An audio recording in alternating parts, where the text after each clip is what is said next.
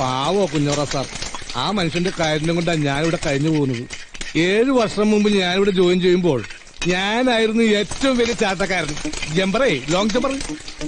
ആഹാ, അപ്പൊ ലാലി ഇവിടുത്തെ സ്റ്റുഡന്റ് ആയിരുന്നു? പിന്നില്ലേ, അന്നത്തെ ബെസ്റ്റ് ജമ്പറായിരുന്നു ഞാൻ. എന്നെ ഹനുമാനിലായിരുന്നു എല്ലാരും പിടിച്ചിരുന്നത്. ഈ മോന്ത കണ്ടിട്ടാ? ഏയ്, ചാട്ടം കണ്ടിട്ട്. ആ സമയത്ത് ആ കെട്ടിക്കാൻ പ്രായമായ 3 പെങ്ങാമാരെ എന്നെ ഏൽപ്പിച്ചിട്ട് അപ്പച്ചൻ ജീവിതത്തിന്റെ ഫിനിഷിംഗ് പോയിന്റ് കടന്നുപോയത്. അതോടെ എന്റെ ചാട്ടവും നിന്നു. പിന്നെ ഈ അടുത്ത കാലത്ത് എനിക്ക് മനസ്സിലായത് എന്റെ പെങ്ങാമാരെ എന്നേക്കാൾ വലിയ ചാട്ടക്കാരാണെന്ന്. അവര് ഓരോരുത്തന്മാരോട് ചാടിപ്പോയി.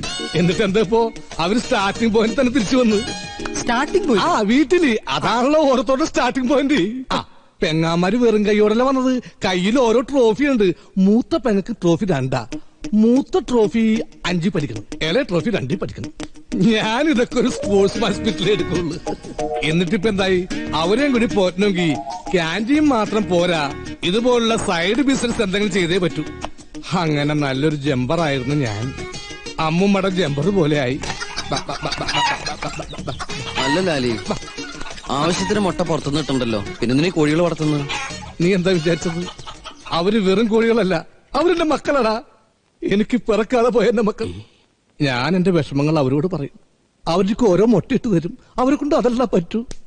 ഞാനത് ബുൾസയും ഓംലറ്റൊക്കെ ആയിട്ട് നിന്നെ പോലുള്ള തെണ്ടികൾക്ക് വിറ്റ് കാശാക്കും. അതെന്റെ ഒരു സന്തോഷത്തിൽ.